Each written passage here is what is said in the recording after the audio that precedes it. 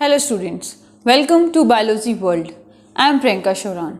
In the previous video, we have covered the phylum Porifera and its classification. Porifera, that is the pore bearing animals. तो Porifera के general characters, examples, classification, life cycle हम लोगों ने complete कर ली है और आज से एक न्यू फाइलम स्टार्ट करेंगे that is the coelenterata. Coelenterata that have a cylinder like body. Coelenterata का मतलब क्या है? ऐसे एनिमल्स जिनकी सिलेंडर लाइक बॉडी है, सिलेंडर जैसी बॉडी है. ठीक है. The most common example that is hydra. So if we are talking about the coelenterates, तो सिलेंट्रेट्स में हम एक और टर्म भी यूज करते हैं दैट इज निडेरिया. ठीक है. सिलेंट्रेट्स के लिए दो वर्ड यूज करते हैं, या तो आपको लिखा मिलेगा फाइलम सिलेंट्रेटा या आपको लिखा मिलेगा फाइलम निडेरिया. निडेरिया नाम क्यों पड़ा?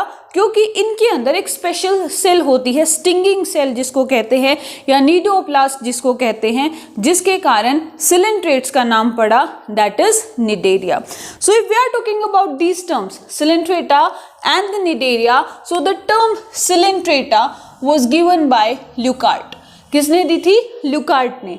सिलेंट्रेटा सिलेंड्रिकल स्ट्रक्चर है इनका, सिलेंड्रिकल बॉडी है, इसीलिए नाम पड़ा सिलेंट्रेटा. और जो दूसरा नाम है that is Cnidaria due to the presence of the stinging cell known as cnidoblast, they are known as Cnidaria.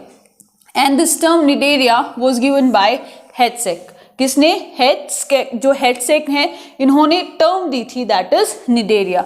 ठीक है. तो ये दो साइंटिस्ट है, दो बायोलॉजिस्ट है जिनका नाम सिलेंट्रेट से जुड़ा हुआ है इनके टर्मिनोलॉजी में. What is the study of coelenterates is called cnidology. ठीक है. सिलेंट्रेट्स की जो स्टडी है वो कहलाती है नीडोलॉजी. ओके. अगर हैबिटेट की बात करें, मतलब कहाँ रहते हैं, सो मैराइन, मोस्टली मैराइन मतलब समुद्र के खारे पानी में रहते हैं, लेकिन कुछ फ्रेश वाटर में भी पाए जाते हैं लाइक हाइड्रा.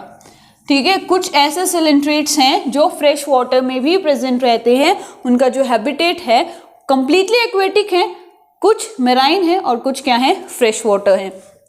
पूरी लाइफ साइकिल में सिलेंट्रेट्स की पूरी लाइफ साइकिल में दो फॉर्म पाई जाती हैं, तो उसे कहते हैं डाइमॉर्फिक फॉर्म. और वो क्या है? That is polyp and medusa. It's very important.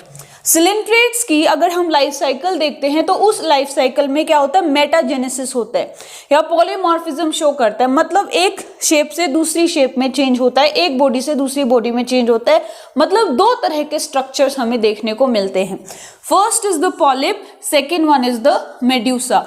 Polyp क्या है? ये सिलेंड्रिकल स्ट्रक्चर्स हैं. पॉलिप कैसे होते हैं? सिलेंड्रिकल स्ट्रक्चर्स होते हैं. वहीं पे जो मेड्यूसा है that is usually the umbrella shape. कैसे होते हैं? ठीक है. अम्ब्रेला शेप स्ट्रक्चर्स होते हैं medusa and they are free living. कैसे हैं? फ्री लिविंग होते हैं, मतलब मूव कर सकते हैं, मोटाइल होते हैं. लेकिन जो पॉलिप हैं वो एक जगह फिक्स्ड रहते हैं, सेसाइल रहते हैं. याद रखना ये क्या है? They are the free living, मतलब मूव कर सकते हैं. अब इनका स्ट्रक्चर अगर हम देखें तो क्या है कि इनके अंदर ऐसे माउथ प्रेजेंट रहता है जो एक दूसरे से ज्वाइंट रहते हैं. ठीक है. Umbrella shape. And they have a cylindrical body again. ठीक है. एक सिलेंड्रिकल मतलब पूरा कंप्लीट सिलेंडर तो नहीं बनता, लेकिन कह सकते हैं कि एक सिलेंड्रिकल बॉडी है. और ये इन्वर्टेड स्ट्रक्चर्स होते हैं. ऐसा है मेड्यूसा, इस शेप में आता है दैट इज द पॉलिप. ठीक है. अगर एक ही ये जो दोनों स्ट्रक्चर्स हैं पॉलिप और मेड्यूसा एक ही ग्रुप में प्रेजेंट हो, बहुत सारे सिलेंट्रेट्स इकट्ठे हो रखे हैं, उसमें कुछ पॉलिप प्रेजेंट हैं, कुछ मेड्यूसा प्रेजेंट है, मतलब दोनों कंबाइन एक ग्रुप में अगर प्रेजेंट है दैट इज नोन एज कॉर्मीडिया. क्या कहेंगे उसको? कॉर्मीडिया. जब बहुत सारे सिलेंट्रेट्स प्रेजेंट हैं और उसमें कुछ पॉलिप हैं और कुछ मेड्यूसा हैं. ठीक है. ऐसे स्ट्रक्चर को क्या कहेंगे हम लोग? कॉर्मीडिया. कॉर्मीडिया. Okay. Now if we are talking about the symmetry, then they show the radial symmetry कि हम उनको एक से ज़्यादा प्लेन में अगर कट करेंगे तो इक्वली पार्ट्स में वो डिवाइड होंगे. ठीक है. मोर देन वन प्लेन में अगर हम उन्हें कट करेंगे तो उनकी बॉडी से आइडेंटिकल हाफ की फॉर्मेशन होगी. माउथ के ऊपर सींग प्रेजेंट रहते हैं. सींग मतलब टेंटिकल्स. जो उनका माउथ है, जो सिलेंट्रेट्स का माउथ है, सिंगल ओपनिंग होती है, ब्लाइंड सैक टाइप के हैं, तो उस माउथ के ऊपर लॉन्ग सिलेंडर लाइक ठीक है, सीधे ट्यूब लाइक स्ट्रक्चर्स प्रेजेंट होते हैं जो सींग की तरह नजर आते हैं, and they are known as the tentacles. और इन्हीं टेंटेकल्स के ऊपर जो स्टिंगिंग सेल है, ठीक है, जो नीडोब्लास्ट है, वो प्रेजेंट होती है। सो अगर नेक्स्ट है बॉडी वॉल, जैसे पोरीफेरा की बॉडी वॉल हमने पढ़ी थी, आउटर सेल में क्या प्रेजेंट है, इनर में क्या प्रेजेंट है, सेम वैसे ही जो सिलेंट्रेट्स हैं उनकी जो आउटर लेयर है, आउटर वॉल है बॉडी की, ठीक है, that is known as the epidermis. And ये एपिडर्मिस में 7 तरह की अलग अलग सेल प्रेजेंट रहती हैं, और उन्हीं 7 सेल में एक जो इंपॉर्टेंट हमें याद रखनी है वो क्या है, स्टिंगिंग सेल और द निमैटोब्लास्ट और द नीडोब्लास्ट, ठीक है, नीडोब्लास्ट, निमैटोब्लास्ट या फिर स्टिंगिंग सेल। निमैटोसाइट्स, वो सेल का नाम निमैटोसाइट, निमैटोब्लास्ट, ठीक है, ये क्या है, these are related to the defence. ये क्या करते हैं, ये एंकरेज में भी हेल्प करते हैं, एंकरेज, डिफेंस एंड ऑफेंस, अपने आप को प्रोटेक्ट करते हैं, ठीक है, प्रे के खिलाफ यूज करते हैं, जो भी कोई भी इनके ऊपर आएगा, ठीक है, जैसे प्रेडेटर है, प्रे है, उसको पकड़ने के लिए, कैप्चर करने के लिए अपने स्टिंगिंग सेल को, निमैटोब्लास्ट को, निमैटोसाइट्स को यूज करते हैं, ठीक है। और ये क्या करते हैं, डिफेंस के लिए एक टॉक्सिन रिलीज करते हैं, that is known as hypnotoxin. जो सिलेंट्रेट्स हैं, सिलेंट्रेट्स की जो स्टिंगिंग सेल है, स्टिंगिंग, ठीक है, डसने वाली stinging, that is the nematoblast, that is the cnidoblast, उनके अंदर एक टॉक्सिन, एक जहर वो रिलीज करते हैं, and that toxin is known as hypnotoxin. Second जो इनर लेयर है दैट इज द गैस्ट्रोडर्मिस, और गैस्ट्रोडर्मिस में 5 डिफरेंट टाइप की सेल प्रेजेंट रहती हैं, like the muscular, interstitial, sensory, ठीक है, अलग अलग प्रकार की जो क्या है सेल पाई जाती हैं इनर लेयर में। और इन दोनों के बीच में, आउटर लेयर और इनर लेयर के बीच में एक जिलेटिन से बनी हुई मेसोगेलिया प्रेजेंट रहती है, ठीक है, gelatinous mesogalia is present between the outer layer and the inner layer in the coelentrates। आई बात समझ में? तो पता चला क्यों सिलेंट्रेट्स को निडेरिया कहते हैं। क्यों बोलते हैं निडेरिया? क्योंकि इनके अंदर एक स्पेशल सेल जो कि मेन कैरेक्टर है सिलेंट्रेट्स का, वो प्रेजेंट होती है, and that special cell is called cnidoblast, nematocyte या निमैटोब्लास्ट, ठीक है, जो कि डिफेंस में, ऑफेंस में, एंकरेज में हेल्प करती है, टेंटेकल्स के ऊपर ये प्रेजेंट होती है, इसीलिए सिलेंट्रेट्स को निडेरिया कहा जाता है। वन मोर थिंग जो सबसे इंपॉर्टेंट है सिलेंट्रेट्स में, जिससे क्वेश्चन पूछा जा सकता है, वो है इसकी body forms, that is polyp and medusa. और पोलिप और मेड्यूसा से बहुत सारे क्वेश्चंस बनते हैं, दोनों फॉर्म्स होगी। मूव कौन सी करती है? मेड्यूसा। कौन सी मूव नहीं करती?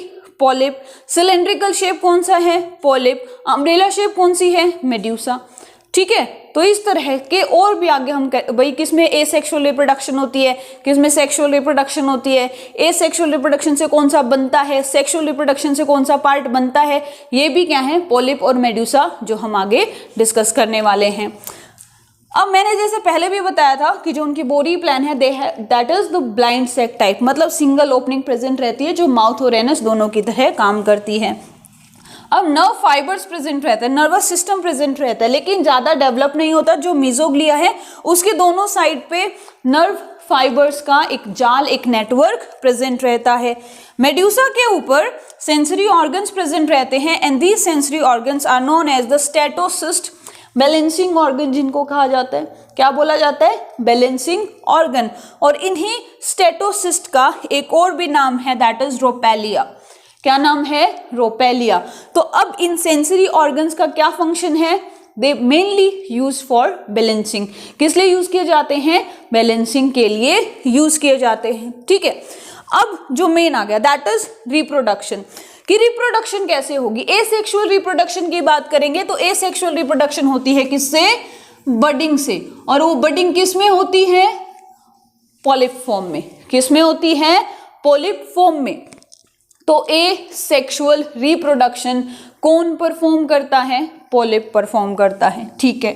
सेक्सुअल रिप्रोडक्शन कौन परफॉर्म करता है? मेड्यूसा परफॉर्म करता है। Asexual polyp, sexual medusa.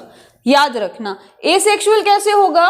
With the help of budding, sexual by the formation of the gametes, ठीक है। इंटरनल और एक्सटर्नल दोनों तरह की फर्टिलाइजेशन हो सकती है, लेकिन जो डेवलपमेंट होगी वो होगी इनडायरेक्ट टाइप में। इनडायरेक्ट मतलब लार्वा बनेंगे। इनडायरेक्ट का मतलब क्या है कि इसके अंदर लार्वा फॉर्मेशन होता है, और लार्वा तो वैसे भी इंपॉर्टेंट है, लार्वा तो हमें याद रखने ही पड़ेंगे। ठीक है, तो जैसे कि दो एग्जांपल्स हैं ओबिलिया और ओरेलिया, और ओबिलिया के जो लार्वा हैं दैट इज द प्लेन्यूला, और ये की फ्री लिविंग है। अब मैंने फ्री लिविंग फिक्स्ड इसीलिए लिखा है क्योंकि यहां से क्वेश्चन बनता है। ठीक है, सिंपल लार्वा हमने याद रख लिया, पूछ लिया कि ओबिलिया के फ्री लिविंग लार्वा का नाम बताओ, वो तो हमने पढ़ा ही नहीं, वो तो ध्यान ही नहीं दिया। ठीक है, इसीलिए क्या है, ओबिलिया का जो प्लेनुला लार्वा है वो फ्री लिविंग है, वहीं पे जो स्काइफिस्टोमा है that is fixed and it is polyp like. कैसा है ये, पॉलिप लाइक। ठीक है, ऑरेलिया के एग्जाम्पल है दैट इज जो लार्वा के एग्जाम्पल है ईफायरा अगेन एंड द स्काइफिस्टोमा। अब मैंने कहा था कि जो सिलेंट्रेट्स हैं उनमें पॉलीमॉर्फिज्म या फिर मेटाजेनेसिस होता है। ये मेटाजेनेसिस और पॉलीमॉर्फिज्म क्या है, मतलब एक बॉडी फॉर्म से दूसरा बॉडी फॉर्म जब फॉर्म करता है, बॉडी स्ट्रक्चर्स की फॉर्मेशन होती है, आपस में कन्वर्ट हो सकते हैं। जैसे कि जो हमारा पोलिप है, सेसाइल पोलिप है, वो एसेक्सुअल रिप्रोडक्शन करेगा और बनाएगा मेड्यूसा को, जो कि फ्री लिविंग है, जो कि फ्री लिविंग है, और इस मेड्यूसा में सेक्सुअल रिप्रोडक्शन होगी और ये बनाएगा पोलिप। चलो ये समझ में आ गया। अब एक बात बताओ कि जो मेड्यूसा है वो कौन सी रिप्रोडक्शन से बनेगा, सेक्सुअल रिप्रोडक्शन से या एसेक्सुअल रिप्रोडक्शन में? मेड्यूसा कौन सी रिप्रोडक्शन से बनेगा? रिप्रोडक्शन करता तो सेक्सुअल है वो, लेकिन खुद कैसे बनेगा, एसेक्सुअल रिप्रोडक्शन से। और जो पोलिप है उसके अंदर होती तो एसेक्सुअल रिप्रोडक्शन है, लेकिन वो बनता कैसे है, सेक्सुअल रिप्रोडक्शन से। दोबारा सुन लो, क्वेश्चन जरूर आएगा इससे, क्या कि जो पोलिप है वो परफॉर्म करता है एसेक्सुअल रिप्रोडक्शन, और परफॉर्म करने के बाद जो मतलब एसेक्सुअल रिप्रोडक्शन हुई और उससे जो डॉटर सेल बनी, जो नया इंडिविजुअल बना, वो था मेड्यूसा। अब उस मेड्यूसा में क्या होगा, सेक्सुअल रिप्रोडक्शन, और क्या बना देगा वो, पोलिप बना देगा। तो जो पोलिप का बनना है वो किसके थ्रू हुआ, सेक्सुअल रिप्रोडक्शन से, और मेड्यूसा का जो बनना है वो किसके थ्रू हुआ, दैट इज एसेक्सुअल रिप्रोडक्शन से। और इसी पोलिप और मेड्यूसा के बेसिस पे हम सिलेंट्रेट्स को 3 पार्ट्स में डिवाइड करते हैं। हम सिलेंट्रेट्स की 3 क्लासेस पढ़ते हैं that is Hydrozoa, Scyphozoa and the Anthozoa, और उन्हीं में कोरल रीफ्स के बारे में थोड़ा सा, क्योंकि कोरल रीफ भी सिलेंट्रेट्स के लिए इंपॉर्टेंट है, सिलेंट्रेट्स का एक एग्जाम्पल है, इंपॉर्टेंट एग्जाम्पल है, तो वो हम पढ़ेंगे नेक्स्ट वीडियो में। ठीक है, एग्जाम्पल्स, तीनों क्लासेस के एग्जाम्पल्स, एंथोजोआ के, स्काइफोजोआ, हाइड्रोजोआ, इन तीनों की क्लासिफिकेशन कैसे हुई, on the basis of dominance of polyp and medusa, की कौन सी क्लास में पॉलिप डोमिनेट करता है, कौन से में मेड्यूसा डोमिनेट करता है, कौन से में दोनों डोमिनेट करते हैं, एग्जाम्पल्स क्या है, इनके दूसरे नाम क्या है, क्योंकि इंपॉर्टेंट है, एग्जाम में पूछा जा सकता है, स्ट्रेट फॉरवर्ड क्वेश्चंस आता है, ये किसको बोलते हैं, सिल्वर फिश किसको बोलते हैं, और हम सोचते हैं फिश है तो इसका मतलब पीसीज होगा, और मिलता क्या है वो, सिलेंट्रेट्स। तो वो हम पढ़ेंगे नेक्स्ट वीडियो में। That's it for today. If you like my video then please share and subscribe my channel. Thank you.